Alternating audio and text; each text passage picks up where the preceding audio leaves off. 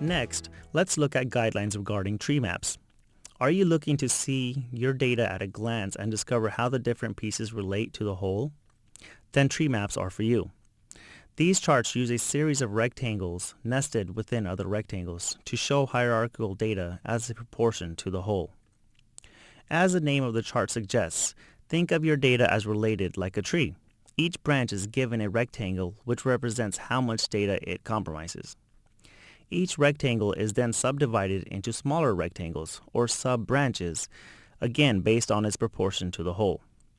Through each rectangle's size and color, you can often see patterns across parts of your data, such as whether a particular item is relevant, even across categories.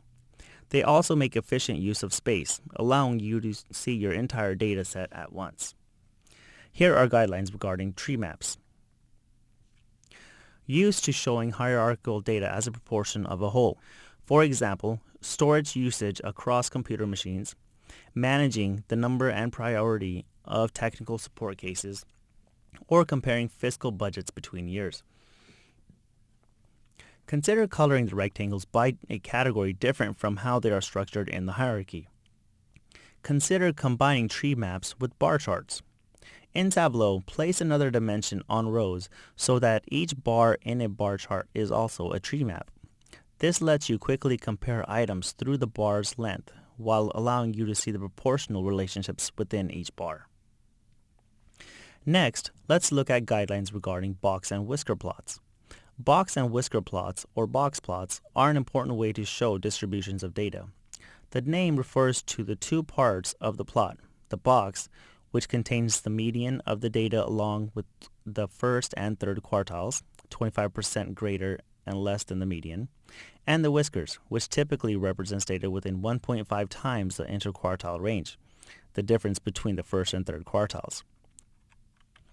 The whiskers can also be used to show the maximum and minimum points within the data. Here are guidelines regarding box and whisker plots. Used to show the distribution of a set of data.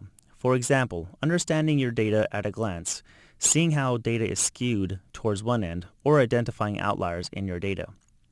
Consider hiding the points within the box. This helps a viewer focus on the outliers. Consider comparing box plots across categorical dimensions. Box plots are great at allowing you to compare distributions between datasets quickly.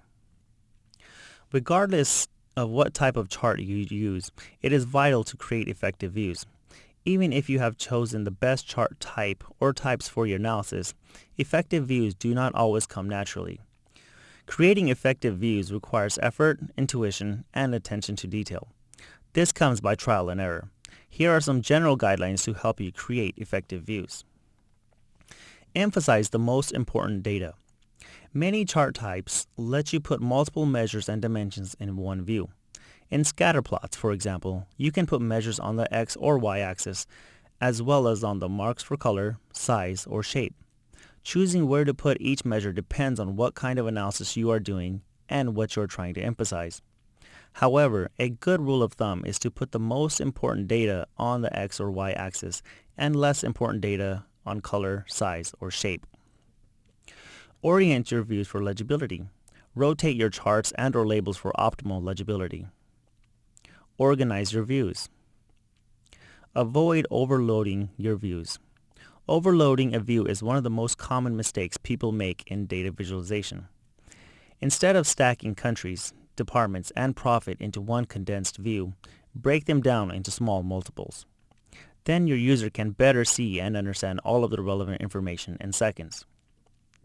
Limit the number of colors and shapes in a single view.